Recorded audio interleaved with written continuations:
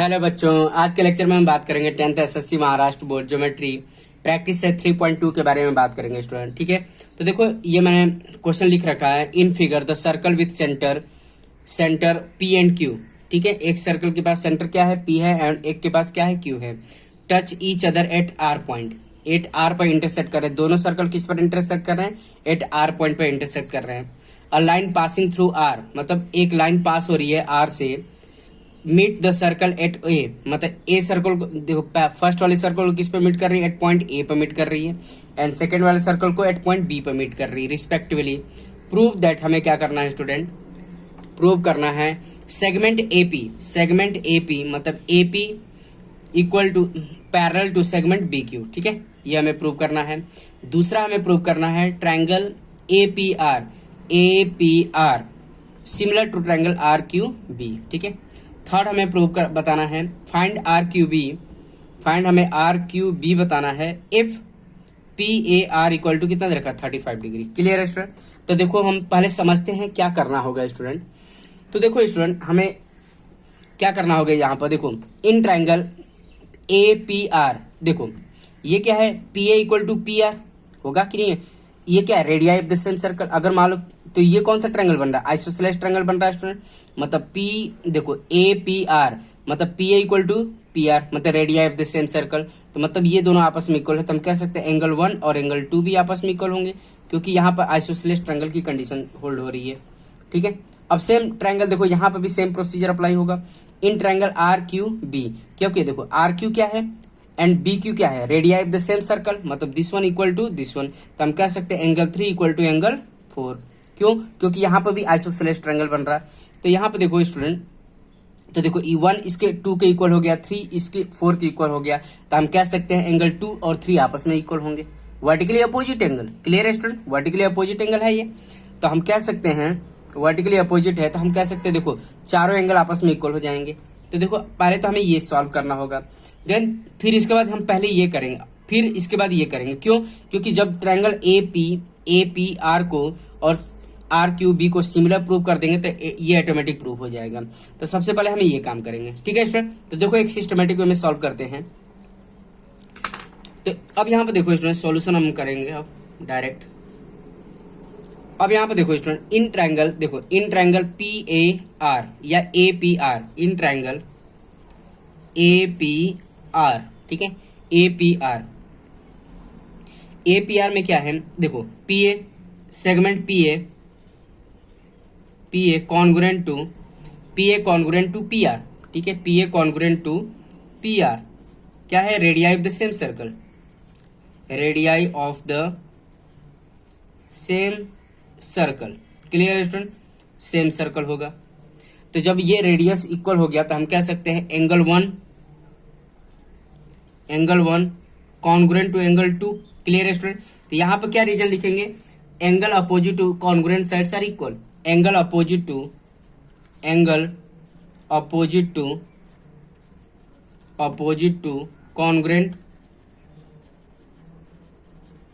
Congruent sides are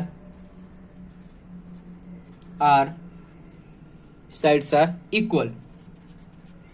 clear है student. अब इसका हम नाम क्या दे देंगे, इक्वेशन 1। ठीक है, इतनी बात समझ में, इक्वेशन 1 दे देंगे। क्लियर है स्टूडेंट। अब यहाँ पे देखो इन ट्रायंगल, अब हम कौन से ट्रायंगल की बात करेंगे, in triangle R Q B में, in triangle R Q B. ठीक है, तो यहाँ पे देखो आर क्यू कॉन्ग्रुएंट टू क्या है, R Q congruent to B Q है कि नहीं। क्या लिखेंगे यहाँ पे, क्या है, radii of the same circle, same condition, radii of the same circle. ठीक है, इतनी बात समझ, radii of the same circle. तो हम कह सकते हैं एंगल 3, ठीक है, मतलब एंगल 4 कॉन्ग्रुएंट टू एंगल 3 हो जाएगा। क्या लिखेंगे, सेम यही लिख देंगे। क्या लिखेंगे, एंगल अपोजिट टू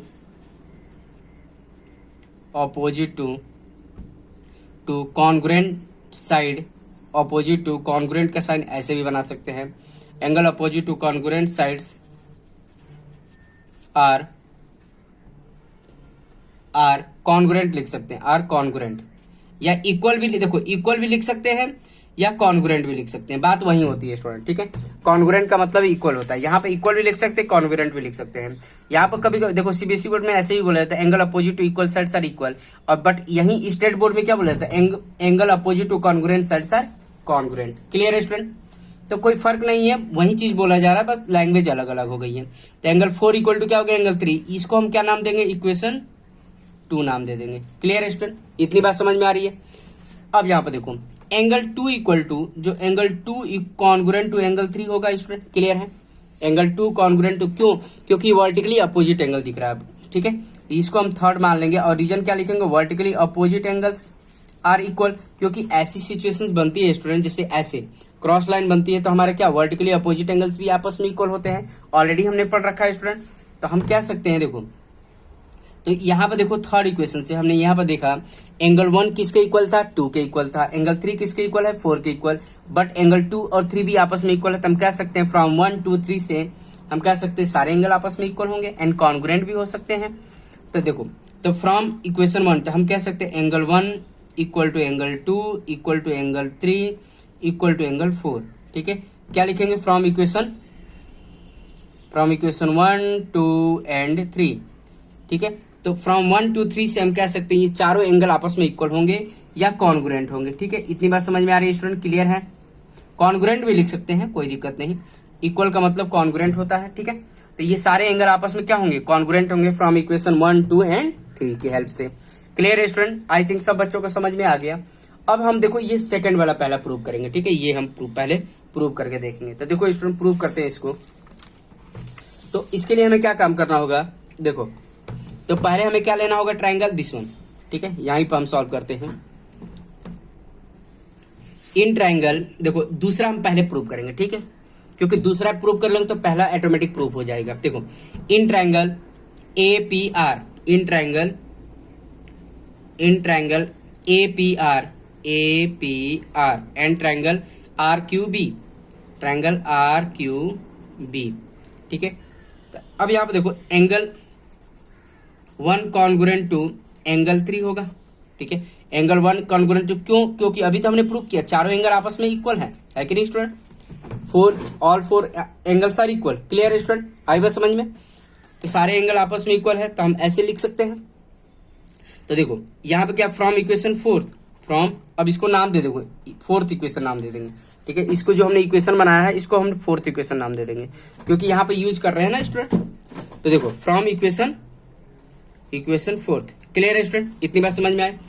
अब क्या लिख सकते हैं एंगल 2 इक्वल टू, देखो एंगल 1 इक्वल टू 3 लिख लिया, एंगल अब 2 इक्वल टू क्या हो जाए कॉन्ग्रुएंट टू एंगल 4 लिख सकते हैं, ठीक है। ये भी फ्रॉम इक्वेशन 4th। क्लियर है स्टूडेंट? इतनी बात समझ में आ रही है? तब ये तो हो गया हमारा।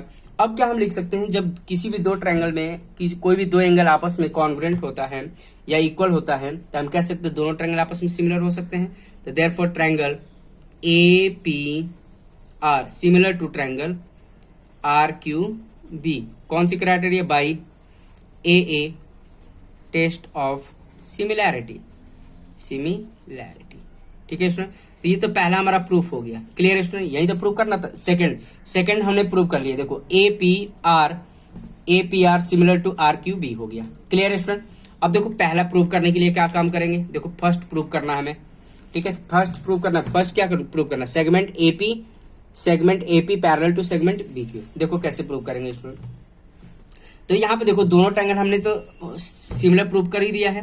देखो triangle APR similar to triangle RQB, ये क्या है? प्रूव्ड एबव, ठीक है। जब प्रूव है तो जब दो ट्रायंगल सिमिलर होते हैं करस्पॉन्डिंग पार्ट आपस में इक्वल होंगे। तो हम क्या लिख सकते हैं, एंगल APR, ठीक है, angle APR congruent to angle APR congruent to angle RQB, angle RQB, ठीक है। इतनी बात समझ में आई? तो क्या लिखेंगे, corresponding part of similar triangles are equal या कॉन्ग्रुएंट होते हैं। इतनी बात समझ में आ रही है स्टूडेंट? क्लियर है? तो यहाँ पे क्या लिख देंगे student, corresponding part of similar triangles are congruent, ठीक है। Corresponding part of similar triangle are congruent. Clear है स्टूडेंट?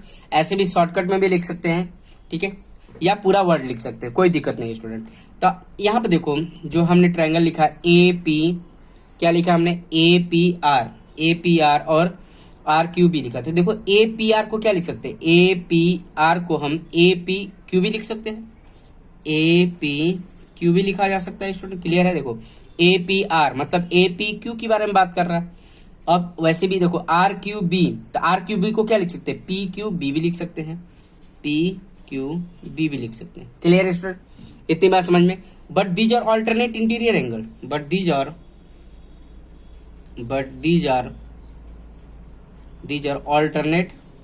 alternate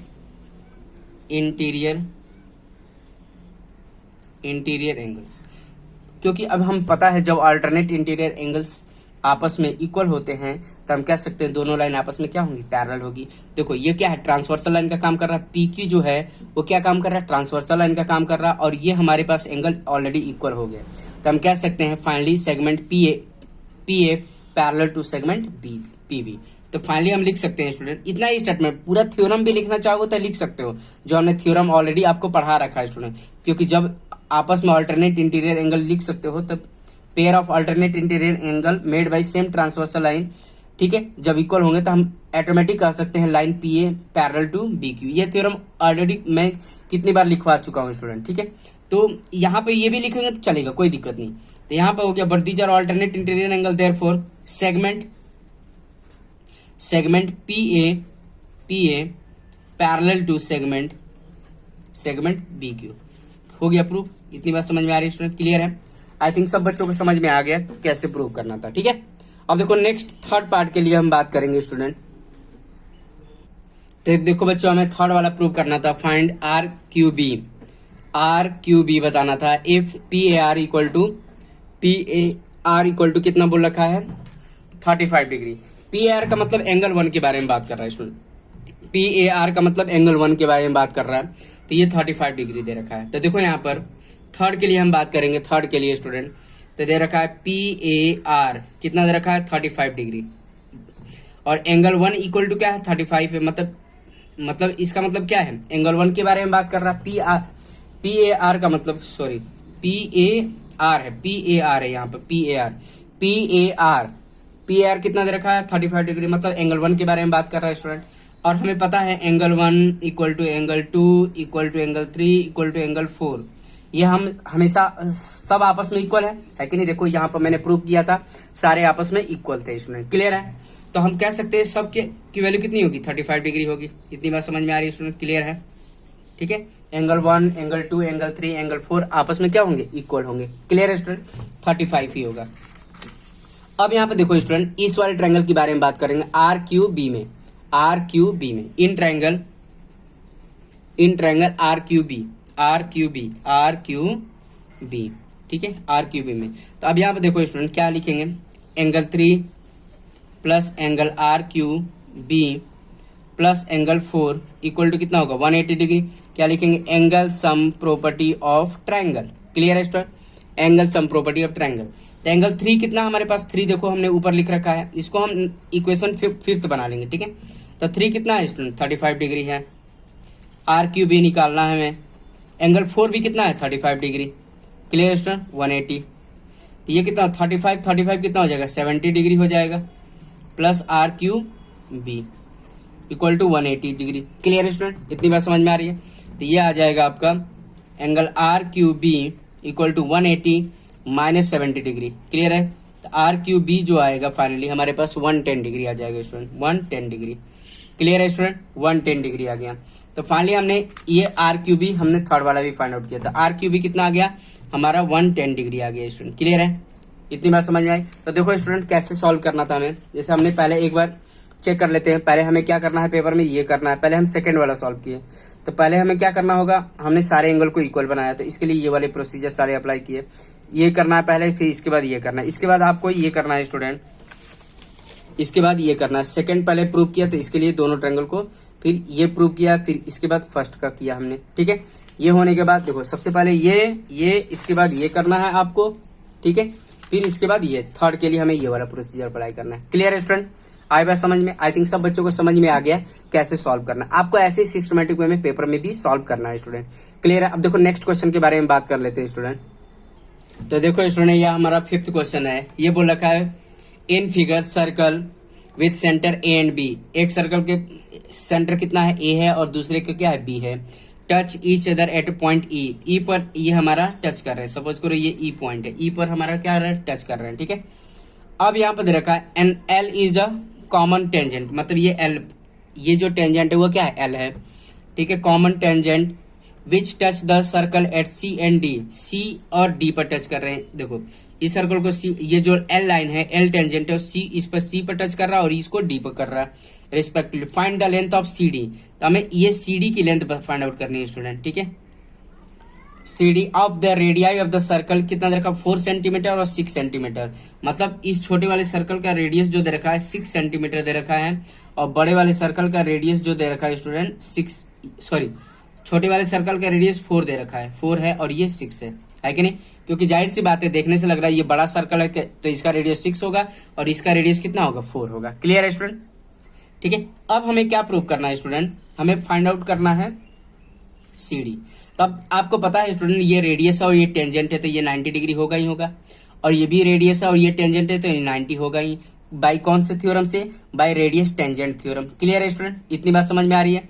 तो यहाँ पर लिख सकते हो एंगल 1 इक्वल टू, देखो एंगल यहाँ पर लिख सकते हो एंगल 1 इक्वल टू एंगल 2 क्या है? 90 डिग्री। क्या लिखेंगे? By radius perpendicular to tangent theorem. ठीक है। इतनी बात समझ में आ रही है? तो by radius perpendicular to tangent theorem. Clear है स्टूडेंट? अब यहाँ पर देखो स्टूडेंट, ये सेंटर, ठीक है। अब यहाँ पर हमें क्या काम करना है? जिससे हमें इसकी बीच में हमें डिस्टेंस निकालना, जैसे ये, ठीक है, ये हमारे पास जैसे ये ई पॉइंट है, ठीक है, ये हमें डिस्टेंस निकालना है। तो ये कितना होगा? ये देखो ये रेडियस 4 है, ये रेडियस 6 है।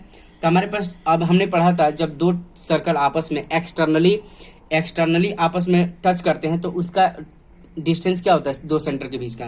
तो डिस्टेंस बिटवीन ए बी क्या हो जाएगा स्टूडेंट? R1 प्लस R2, दोनों रेडियस का सम होता है। हमने ऑलरेडी पढ़ रखा है स्टूडेंट। जो बच्चों को नहीं समझ में आता प्रीवियस वीडियो देखें, वहां से उनको एग्जैक्ट समझ में आ जाएगा कि ये कॉन्सेप्ट क्या है। तो डिस्टेंस बिटवीन जो ए बी होगा वो क्या हो जाएगा स्टूडेंट?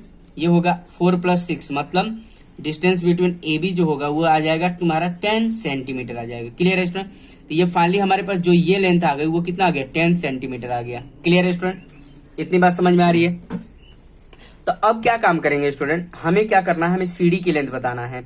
तो हमने एक काम करेंगे, यहां से हम सीडी के रिस्पेक्ट में एक पैरेलल लाइन ड्रॉ कर लेंगे। Draw a parallel line and देखो draw a parallel line to this one, और जो पैरेलल लाइन होगा परपेंडिकुलर होगा। तो देखो यहाँ पर, तो इसके हम रिस्पेक्ट में एक पैरेलल लाइन ड्रॉ कर लेंगे, ठीक है, और परपेंडिकुलर टू ए बी। इतनी बात समझ में आई? तो ड्रॉ ये लिख लेंगे, ड्रॉ, यहाँ पे इसका नाम लिख लेते हैं स्टूडेंट, ये ई है और ये एफ बना लेते हैं। Draw A F perpendicular to आपका डी बी। ठीक है, इतनी बात समझ में? Draw A F perpendicular to D B. अब यहाँ पर देखो स्टूडेंट, ये दोनों लाइन आपस में क्या है? देखो इस पर क्या है? परपेंडिकुलर था। देखो परपेंडिकुलर, तो ऑलरेडी ये देखो, अब ये क्या, इस पर भी परपेंडिकुलर बना लेंगे तो ये आपस में क्या बन जाएगा? रेक्टेंगल बन जाएगा। मतलब अगर मान लो दो लाइन आपस में परपेंडिकुलर है कि नहीं? देखो ये टेंजेंट है, देखो टेंजेंट और रेडियस दोनों क्या है? परपेंडिकुलर है। तो और एक परपेंडिकुलर ड्रॉ कर सकते हो, तो इसकी हेल्प से हम कह सकते हैं ये जो रेक्टेंगल बन रहा है, ये जो क्वाड्रिलेटरल बन रहा है, रेक्टेंगल बन रहा है। क्योंकि देखो ये क्या है हमारे पास? देखो ये भी 90 है, ये भी 90 है, और ये हमारे पास जो दोनों रेडियस था इस पर परपेंडिकुलर है। तो क्लियर दिख रहा है स्टूडेंट? ये जो बन रहा है तुम्हारा CAFD इज अ रेक्टेंगल, है कि नहीं? इतनी बात समझ में आ रही? तो देखो quadrilateral CAFD is a rectangle. Clear है स्टूडेंट? इतनी बात समझ में आ रही? तो हमें ये पता चल गया कि जब ये रेक्टेंगल है तो हम कह सकते हैं CD इक्वल टू क्या हो जाएगा? CD इक्वल टू AF है, होगा कि नहीं होगा स्टूडेंट? क्योंकि हमें पता है opposite side of the rectangle are equal होते हैं। आपने 9th क्लास में ऑलरेडी पढ़ रखा है स्टूडेंट, ठीक है। अब यहाँ पे देखो अब इसके बारे में हम अभी कुछ देर में बात करेंगे। अब यहाँ पर देखो in triangle A F B, in triangle A F B, अब देखो एफ कितना है 90 डिग्री, हमने प्रूव किया है, अभी कंस्ट्रक्शन से किया है। तो इस वाले ट्रायंगल में हम यूज कर सकते हैं student right angle triangle Pythagoras theorem use करके हम सॉल्व कर सकते हैं। तो देखो यहाँ पर तो क्या हो जाएगा, in triangle A F B, in triangle A F B, अब देखो डायरेक्ट हम पाइथागोरस थ्योरम यूज कर सकते हैं। तो देखो 90 के जस्ट सामने वाला क्या होगा, हाइपोटेन्यूस होगा, मतलब ए बी का स्क्वायर क्या हो जाएगा स्टूडेंट, ए बी का square equal to A F का स्क्वायर प्लस एफ बी का स्क्वायर, एफ बी का स्क्वायर होगा। क्लियर है स्टूडेंट। तो अब यहाँ पे देखो एफ बी का स्क्वायर था, ए बी हमारे पास कितना है स्टूडेंट, ए बी हमारे पास 10 का स्क्वायर है, ठीक है। ए एफ का स्क्वायर हमें फाइंड आउट करना है, और एफ बी, अब एफ बी हमें नहीं पता है स्टूडेंट। तो एफ बी देखो हम कैसे कैलकुलेट करेंगे स्टूडेंट। तो एफ बी के लिए हम ये काम कर सकते हैं, जैसे यहाँ पर साइड वर्क में, यहाँ पर आप साइड वर्क में काम कर सकते हैं एफ बी का, फॉर एफ बी देखो आप क्या पर करेंगे, यहाँ पर साइड वर्क में कर लेंगे। तो देखो एफ बी के लिए हम क्या लिख सकते हैं, देखो ये पूरा कितना हमारे पास 6 है, ठीक है, ये पूरा कितना है 6 है, और ये कितना है स्टूडेंट, देखो ये पैरेलल, देखो ये रेक्टेंगल है तो ये 4 है, तो ये भी 4 हो जाएगा, ये भी 4 हो जाएगा। तो हम क्या कर सकते हैं, देखो बी डी इक्वल टू क्या हो जाएगा, बी डी इक्वल टू हम लिख सकते हैं B D equal to D F plus F B, ठीक है। तो बी डी कितना हमारे पास, बी डी पूरा रेडियस है स्टूडेंट, कंप्लीट रेडियस है, मतलब 6 है। डी एफ कितना है 4 है, क्योंकि जितना ये रेडियस होगा, देखो ये रेडियस और ये रेडियस आपस में इक्वल, क्योंकि ये रेक्टेंगल अभी हमने बताया है, तो ये रेक्टेंगल होगा तो अपोजिट साइड आपस में इक्वल होते ही है। तो ये 4 है तो ये भी 4 हो जाएगा, तो ये 4 है। तो डी एफ कितना हमारे पास 4, तो एफ बी निकाल सकते हैं स्टूडेंट। तो एफ बी कितना 6 minus 4 equal to F B, तो एफ बी कितना हो गया 2 सेंटीमीटर आ जाएगा एफ बी, ठीक है। इतनी बात समझ में आ रही है स्टूडेंट, क्लियर है। ये एफ बी की लेंथ कितनी आ जाएगी 2 आ जाएगी। तो यहाँ पर हम एफ बी यूज कर सकते हैं, इसका हम नाम दे सकते हैं इक्वेशन 1, कोई नहीं माने इक्वेशन 1 लिख सकते हैं। तो ये कितना लिख सकते हैं 2 का स्क्वायर, ये क्या लिख सकते हैं फ्रॉम इक्वेशन 1, और इसका रीजन क्या लिख सकते हैं, इसका जो हमने by Pythagoras theorem P T, आप पूरा लिख लीजिएगा, नाम पूरा लिखिएगा बाई पाइथागोरस थ्योरम, क्लियर है। क्योंकि अगर किसी भी ट्रायंगल में 90 डिग्री एक एंगल होता है तब पाइथागोरस थ्योरम यूज कर सकते हैं, मतलब हाइपोटेन्यूस का square equal to sum of other two side का स्क्वायर। तो ये कितना हो जाएगा स्टूडेंट 10 का स्क्वायर 100 हो जाएगा, ठीक है, और ए एफ का स्क्वायर, और ये कितना होगा 4 होगा, इसको उधर लेके आओ।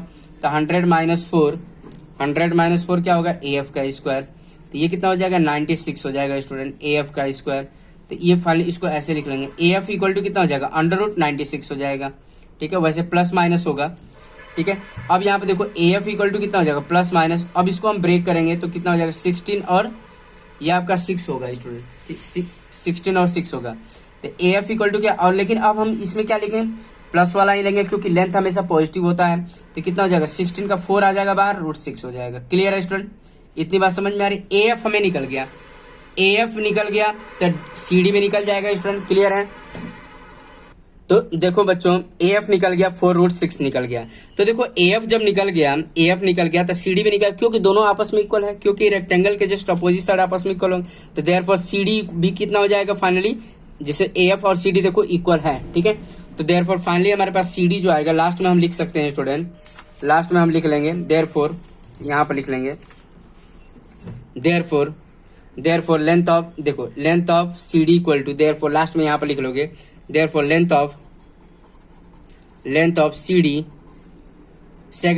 सेगमेंट लिख सकते हो, therefore length of segment C D is 4√6 centimetre. Clear है स्टूडेंट, लास्ट में ये वाला स्टेटमेंट लिख लेंगे आप। क्लियर है स्टूडेंट।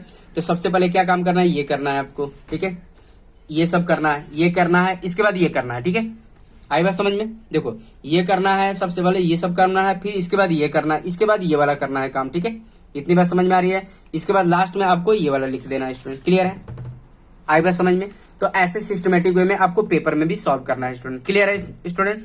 आई थिंक सब बच्चों को समझ में आ गया कैसे सॉल्व करना है, ठीक है स्टूडेंट। तो आज के लिए इतना ही, अब बाकी का रिमेनिंग क्वेश्चन जो बचे हैं वो आने वाले वीडियो लेक्चर में हम बात करेंगे, ठीक है स्टूडेंट। Okay, thank you.